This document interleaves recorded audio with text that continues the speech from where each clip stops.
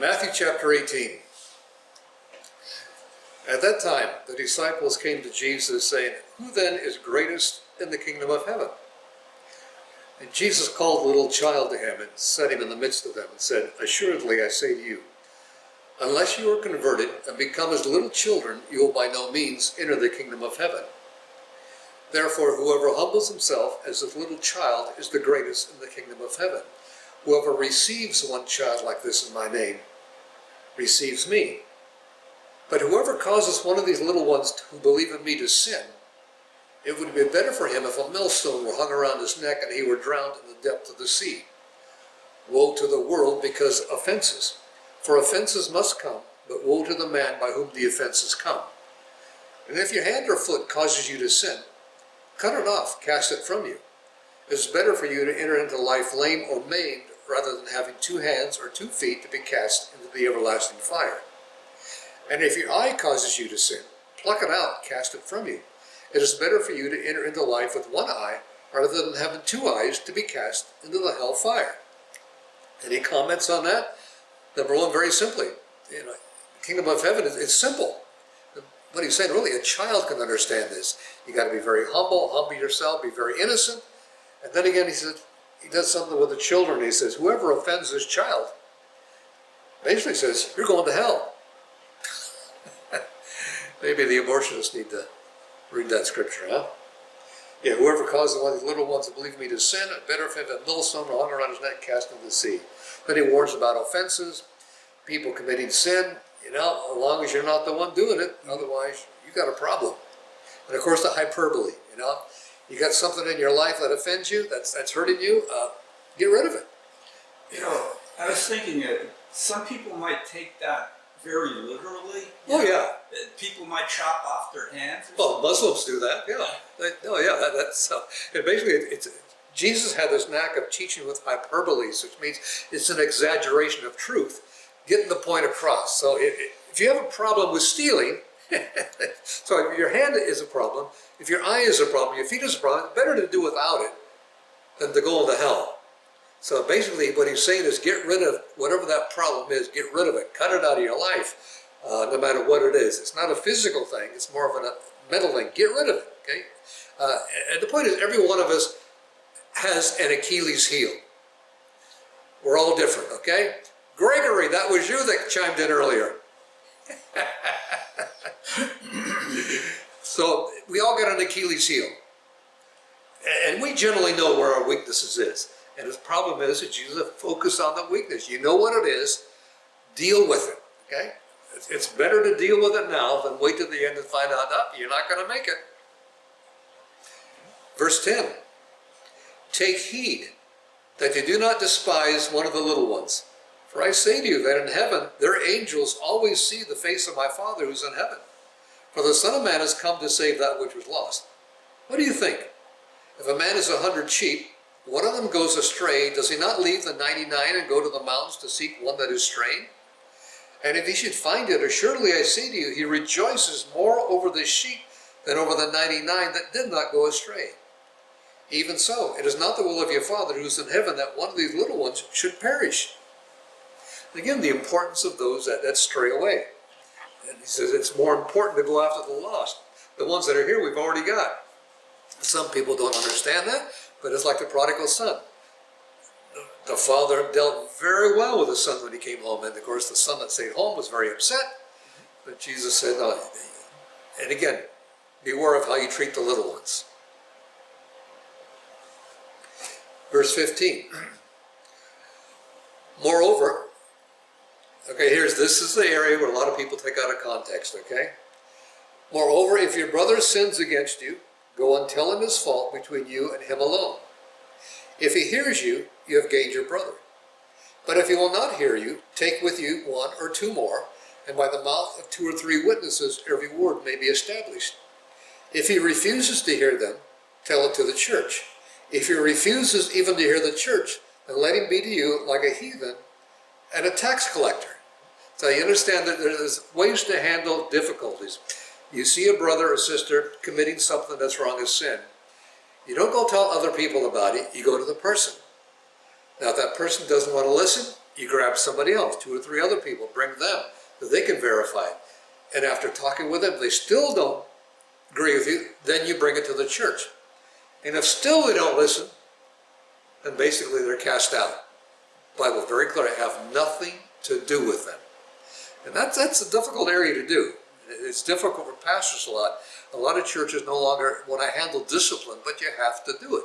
If you got a member of the congregation involved with sin, you got to take care of it, because a little bit of sin is going to corrupt a whole lot more people. So you go through the process, one-on-one, 1 on 2 or 3. If that doesn't work, you bring it to the congregation, the pastor, the board, and whatnot, and then it's resolved there, one way or another. You're either in or you're out. Off topic. Yeah. If that same person, after you basically told him not to come back, had changed his ways, how does he get back at that church? Is it a board meeting that, after you discuss it with them, do you guys make a decision? Is he come back? I've had a couple of instances of pastoring where people have left another church and come to mine, and my first question is always, why do you leave? Well, they're not going to tell you the truth. So I always call the pastor. And if there was difficulty there, I send them right back.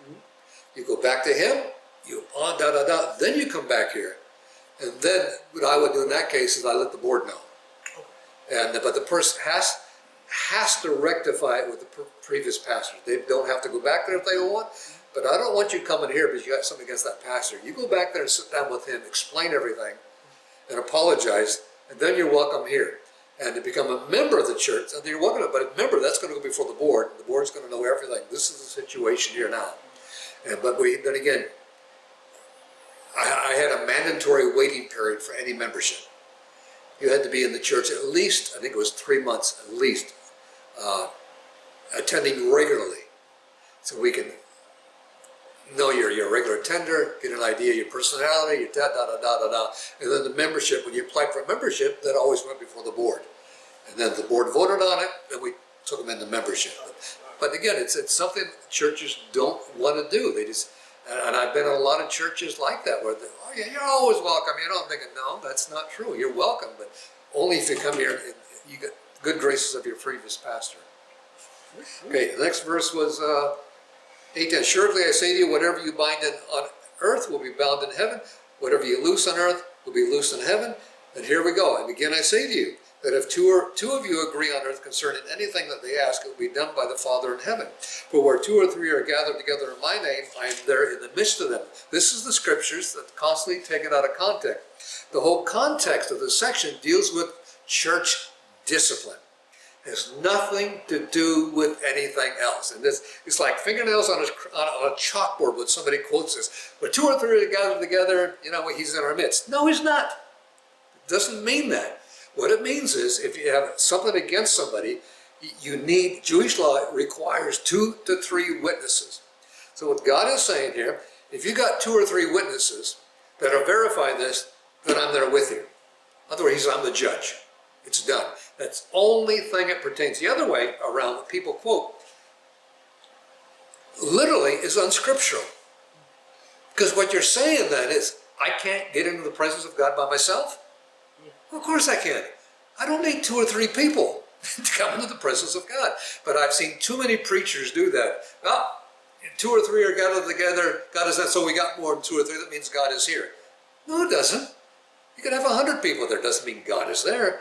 And this is one of those scriptures we dealt with before. It has nothing to do with prayer or congregation. 100% how to handle discipline. You don't discipline somebody without witnesses. This is again going back a few verses. This is why you bring 2 or 3 people. And they can verify it. Now you've got 2 or 3 that are there and God says, okay, you guys voted on it. Signed, sealed, and delivered. I'm with you. Okay, in other words, he says, I'm the judge. But I'm not going to be the judge unless you got witnesses. And that's just common sense. Now keep that in mind when somebody, I've had to approach a couple of pastors on that. One of them actually told me, oh, I know it doesn't mean that. But it's how I get my point across. Well, your point's invalid then. It really is invalid because it has nothing to do with that. You're teaching people scripture to interpret scripture incorrectly. So, now let's get on with that. Verse 21. Then Peter came and said, then Lord, And how often shall my brother sin against me and I forgive him? Maybe 7 times? Jesus said, I do not say to you 7 times, but how about 70 times 7? Notice that basically it's a hyperbole. He's not asking you to keep a record. He's basically saying you never stop forgiving. It's an endless cycle, okay? Therefore, the kingdom of heaven is like a certain king who wanted to settle accounts with his servants. And when he wanted to settle accounts, one was brought to him who owed him 10,000 talents. But he was not able to pay. His master commanded that he be sold with his wife and his children and all that he had, that the payment could be made. The servant therefore fell down before him, saying, Master, have patience with me, and I will pay you all. The master of that servant was moved with compassion, released him, and forgave him the debt. But when that servant went out and found one of his fellow servants who owed him 100 denarii, laid hands on him, took him by the throat, saying, Pay me what you owe. This fellow servant fell down at his feet and begged him, saying, Have patience with me, and I will pay you all. And he would not. He went and threw him into prison till he should pay the debt. First of all, how are you going to pay a debt when you're in prison? Okay? And when his fellow servants saw what he had done, they were grieved and came and told their master all that had been done. Then his master, after he had called him in, said to him, You wicked servant, I forgave you all the debt because you begged me. Should you not have also had compassion on your fellow servant, just as I had pity on you? His master was angry, delivered him to the torturers until he should pay all that was due him. So, my heavenly Father also will do to you, each one of you, from his heart. From his heart does not forgive his brother his trespasses. Now, that's a very strong, powerful lesson there. Basically, if you don't forgive, I'm not going to forgive you. And again, it goes back to a lot of other teaching in scriptures, even into the epistles of Paul, that if you had something against a brother, take care of it. And other teachings of Jesus in the parables, you got to make sure you're all right first. Don't go condemning other people. Don't go judging other people. Take care of your own problems first. Questions or comments on that chapter? Okay. You still with us, Greg? Wake up. Chapter 19. Marriage and divorce. Now it came to pass, when Jesus had finished these sayings, he departed from Galilee, came to the region of Judea beyond the Jordan. Great multitudes followed him, and he healed them. The Pharisees also came testing him and saying, Is it lawful for a man to divorce his wife for just any reason? And he answered, Have you not read that he who made them at the beginning made them male and female, and said, For this reason a man shall leave his father and mother, be joined to his wife, and the two shall become one flesh? So then they were no longer two, but one flesh. Therefore what God has joined together, let no man separate. Important concept there. Number one, he says, this is how God created everything. Created a man, he created a woman, and when they're joined together, it's forever. And don't let anybody change that. Okay.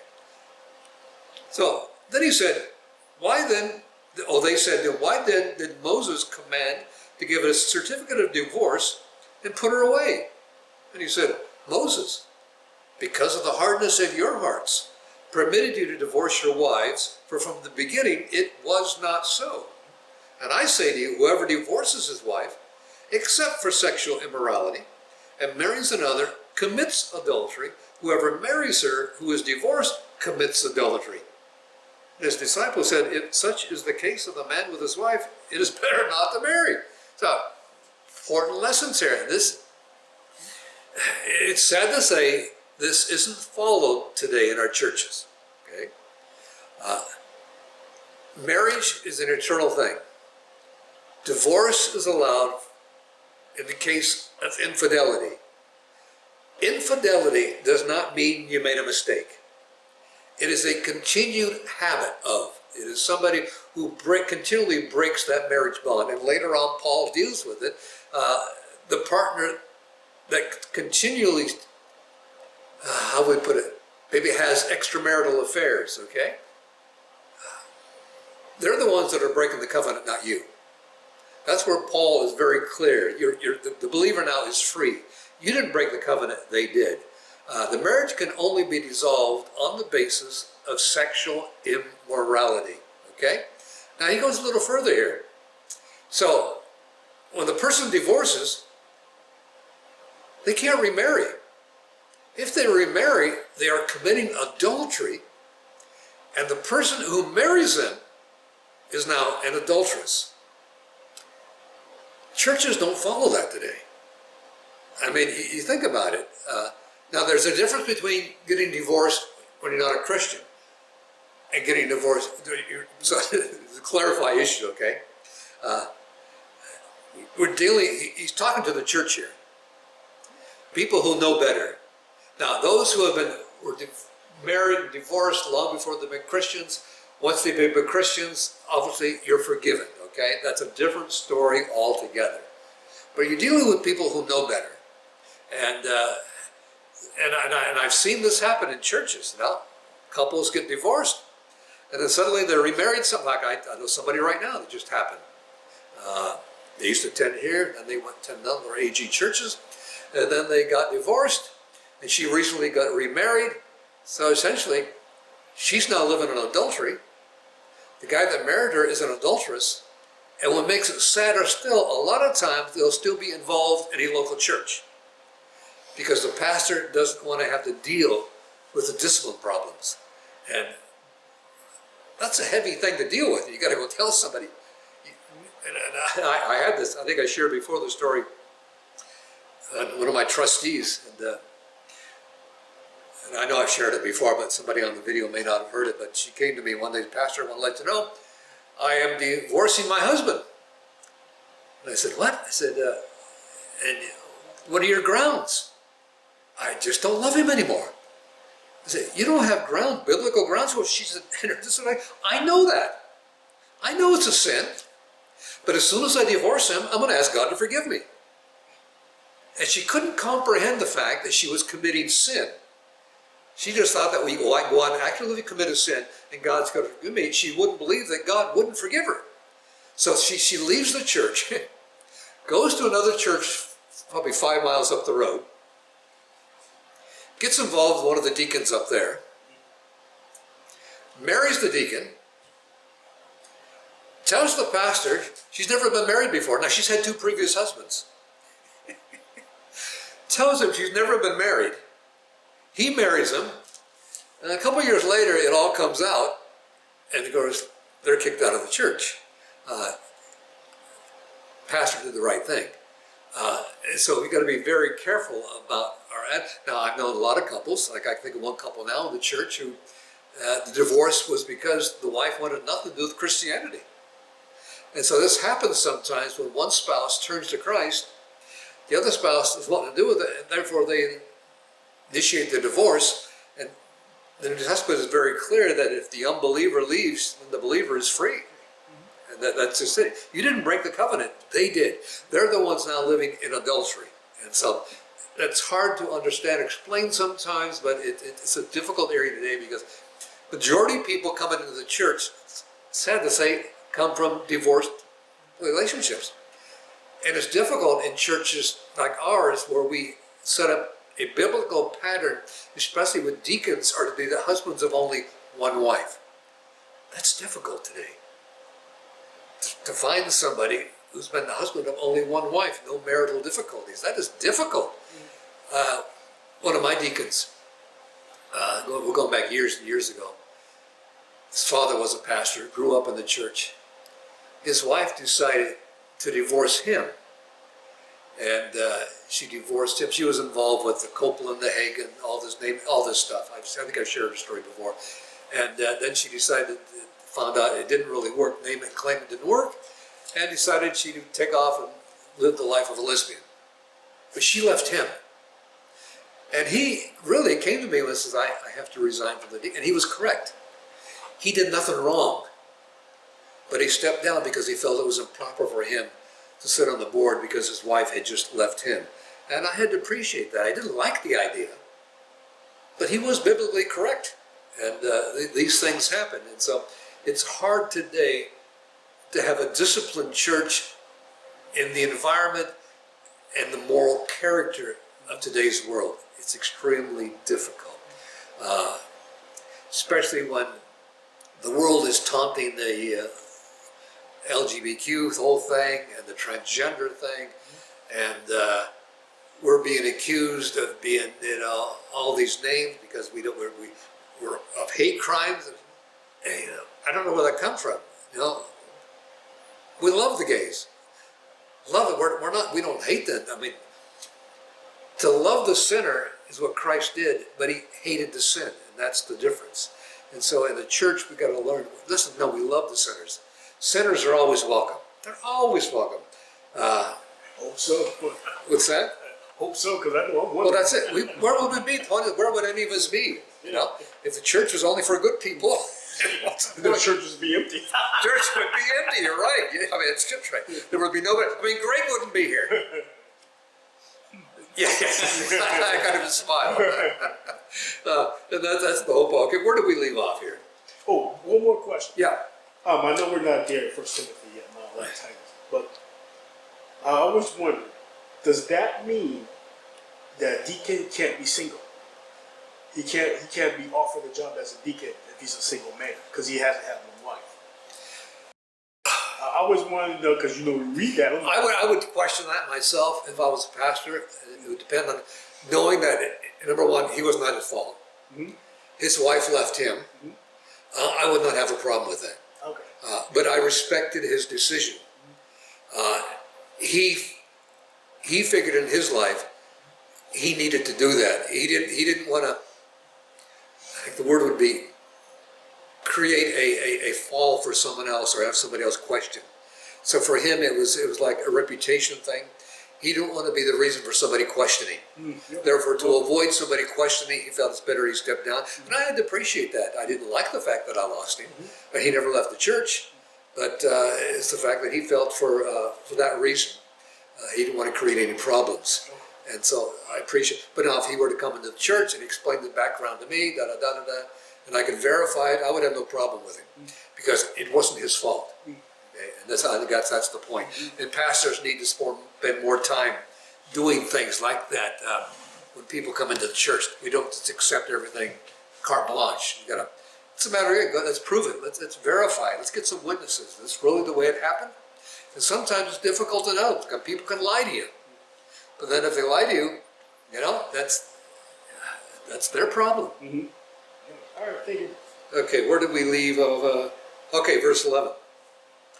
Okay, well, he says, better not to marry. But he said, all cannot accept this saying, only those to whom it has been given. For there are eunuchs who are born thus from their mother's womb. There are eunuchs who are made eunuchs by men. There are eunuchs who have made themselves eunuchs for the kingdom of heaven's sake. He who is able to accept him, let accept him. In other words, if you don't want to marry, that's a personal decision. There are those who have no choice in the matter. There are those who make the choice. Today, like say within the Catholic Church or others, they make the choice not to marry. And he says, well, that's fine. It's a personal choice. If you prefer to devote your life completely to Christ and don't want the ties of a married partner, that's perfect. In fact, you'll get more done when you think about it, because you don't have the family to hold you back for anything. And so, it's up to you. It's not a big deal. You could be married, could be unmarried. It's a personal choice. Not everybody can accept that. Verse 13. Look. Yeah. Then little children were brought to him, that he might put his hands on them and pray. But the disciples rebuked him. Jesus said, let the little children come. Do not forbid them, for of such is the kingdom of heaven. And he laid his hands on them and departed from there. Again, the importance of children in Christ's ministry. Now behold, one came and said to him, good teacher, what good thing shall I do that I might have eternal life? He said, oh, why do you call me good? No one is good but one, and that is God. But if you want to enter into the life, keep the commandments. And he said, which one? Jesus said, you'll not murder, don't commit adultery, don't steal, don't lie, honor your father and mother, and you'll love your neighbor as yourself. And the neighbor said, I've done all these things. What do I lack? Well, if you want to be perfect, go and sell what you have, give it to the poor, and you will have treasure in heaven. Come and follow me. When the young man heard that saying, he went away sorrowful, for he had a lot of possessions. And again, it's hyperbole. He didn't expect him to sell everything. He's coming to a point. What's more important in life? Obviously, what he had was more important than what he could get. He would rather hold on to everything, didn't want to give anything to anybody. And Jesus pointed it out to him, well, then if you want to really be perfect, give it all away. I can't do that. Okay. So the young man understood that simply following the commandments don't get you into heaven. What is it that runs your life? What's more important to you? In this case, his possessions were the most important thing in his life. That's the point of that story. Don't let your possessions control your life. That's why God didn't make me a millionaire. Probably why we're not all that rich, you know. I'd be out here driving a Rolls Royce or something. Okay, verse 23. And Jesus said to his disciples, assuredly I say to you that it is hard for a rich man to enter the kingdom of heaven. Okay, here we go, another one of these. And again I say to you, it is easier for a camel to go through the eye of a needle than for a rich man to enter the kingdom of heaven. Again, just an exaggeration of a point. What he's doing is making a point here. It is very difficult for wealthy people to accept God. And it's true today. They have so much money that basically they're their own gods. They can do what they want. Now, there are those that I've known very wealthy people, you know. We've got a couple in the church. I had a couple in my church that if you knew them, you would never know they were millionaires. They enjoyed giving. They enjoyed helping people. But he said it's difficult for wealthy people to do that. They want to hold on tight to what they have. Like the previous young man, they're tied to their possessions, or you're tied to your wealth. So it's difficult. It's a hyperbole. Camel can't go to the needle of an eye. That's why he's saying that. So when the disciples heard this, they were exceedingly amazed and well, then who can be saved? Jesus looked at them and said, with man, this is impossible. But with God, all things are possible. And Peter said, see, we've left all and followed you, therefore, what shall we have? He just told you. And Jesus said, surely I say to you, in the regeneration, when the Son of Man sits on the throne of his glory, you who have followed me will also sit on 12 thrones, judging the 12 tribes of Israel. Everyone who has left houses, or brothers, or sisters, or father, or mother, or wife, or children, or lands, for my name's sake, will receive 100-fold and inherit everlasting life. But many who are first will be last, and the last first. Again, what ties you down? If you don't want to get involved with me because of family, because of your possessions, if they're holding you back, basically say you're not worthy. But blessed are those who aren't going to let their family, their wife, their kids, their business, their fun, hold you back. If you're willing to give up all, ignore that and serve me, you're going to be rewarded 100-fold. You want to be first? Forget it. You're going to be last. Okay, as long as I get in. Okay, chapter 20. But the kingdom of heaven is like a landowner who went out early in the morning to hire laborers for the vineyard. Now when he had agreed with the laborers for a denarius a day, he sent them into the vineyard. He went about the third hour and saw others standing idle in the marketplace and said, you also go into the vineyard, whatever is right I will give you. And they went. Again he went out about the 6th and the 9th hour and did likewise. And about the 11th hour he went out and found others standing idle and said, why have you been standing here idle all day? And they said, because no one hired us. He said, you also go into the vineyard, whatever is right you will receive. When evening came, the owner of the vineyard said to his steward, call the laborers, give to them their wages, beginning with the last to the first. And when those came who were hired at the 11th hour, they each received a denarius. But when the first came, they supposed they would receive more, and they likewise received a denarius. And when they received it, they murmured against the landowner, saying, these last men have worked only 1 hour. You made them equal to us who have borne the burden and the heat of the day. But he answered one of them as a friend, I'm doing you no wrong. Did you not agree with me for a denarius? Take what is yours, go your way. I wish to give to the last man the same as you. Is it not lawful for me to do what I wish with my own things? Or is your eye evil because I'm good? Last shall be first, the first last. Many are called, few are chosen. The meaning of the parable has nothing to do with money. It's about when we came into the kingdom. Whether you're newly saved or you've been around for 50 years, there's no difference. There's no difference. And the problem is a lot of our churches, some of the old-time saints, pretty much put themselves up on a pedestal. Okay, here. We used to have testimony services in churches. We don't have this anymore, But I remember Sunday nights, we always had testimony services. You have to get testimony. Then there's the old brother saint, the older, who would stand there, I just thank God that I've been in the way so many years. Somebody said, that's the problem, you've been in the way. And there was a bit of pride attached to the fact, and I had a couple of my church like that, Yeah, we've been here 50 years, and we know what's best. And they would often look down on the newer converts as if they were saints themselves. And when Jesus, basically the story here, no, I don't care if you just got saved now. You get up from that altar, you're in the same position that person that's been here for 60 years. No difference in the kingdom. You're saved, that's it. And so that's an interesting point. You got to remember, newly converts going to struggle, but they're no less a Christian than you or I. I keep forgetting where we left off. Okay, verse 17.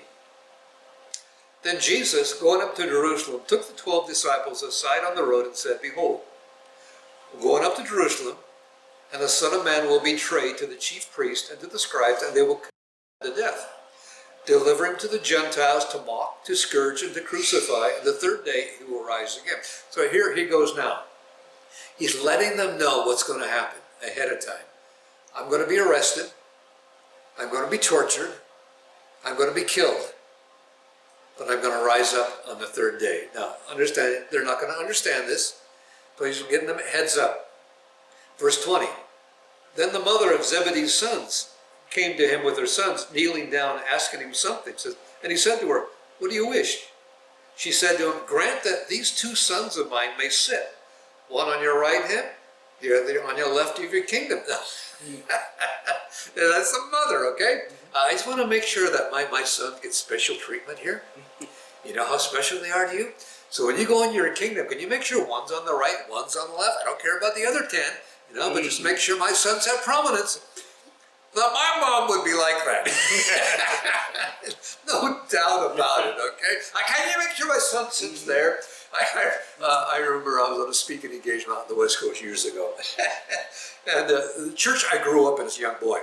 And I was out there, and the pastor was away and invited me to fill in for the service. So the first thing my mom asked when I get back to the house is, Did they give you a check? No. I want to make sure you get paid for this. That's what my mom was, make sure you're taken care of. And so Salome's the same thing. Listen, make sure my sons are taken care of, okay? Put them right at the top there. So she does that. Jesus said, You don't know what you're asking. Are you able to drink the cup that I'm about to drink? To be baptized with the baptism that I am baptized with? And they said, Yes. Bunch of idiots, okay? Mm-hmm. Again, proving they have no idea what's about to happen. So he said, Okay, you will indeed drink my cup, be baptized with the baptism that I am baptized with, but to sit on my right hand and my left is not mine to give. It is for those for whom it is prepared by my Father. And when the 10 heard it, they were moved with indignation against the 2 brothers. I mean, can you imagine? They're doing this in front of the others. Now, can we be number 1 and number 2? But Jesus called them to himself and said, the rulers of the Gentile lord it over them, and those who are great exercise authority over them. Yet it shall not be among you. Whoever desires to become great among you, let him be your servant. Whoever desires to be first among you, let him be your slave. Just as the Son of Man did not come to be served, but to serve, to give his life as a ransom for many. So another teaching lesson. No, it's better to go to the end of the line than the first of the line. It's better to serve than to be served. Don't strive to be the best of everything.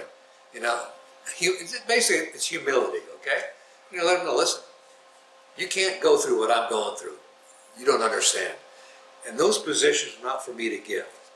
And I did the audacity, though, of the two to go through all this with an earshot of the other 10. You know, make us number one and number two. Oh well. What time have we got? 40. Okay, you know what? 21 is a rather lengthy chapter. Yeah, we're going to stop right there because now we go with the fact that.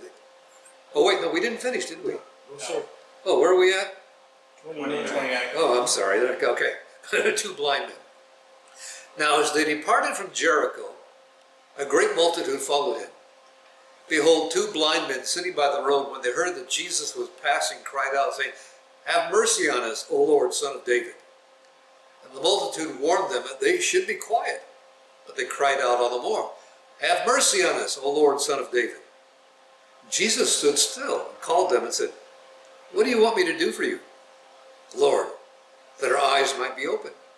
So Jesus had compassion and touched their eyes, and immediately their eyes received sight, and they followed him. And again, you got a point here where people traveling with him really aren't understanding what's going on. The blind men want to get a hold of Jesus, and they're telling, "Oh, shh, shh, shh, shh." Basically, what they're saying is, "We're more important than you. You know, you're a beggar, you're a blind man. Just be quiet. We want to listen to him." But the good point is, they started yelling even louder. And Jesus heard them. And Jesus called to them, and Jesus healed them. And again, there are other lessons there as well. The point is never give up. Never give up. You know, just keep asking. And he hears you. He's going to take care of your situation.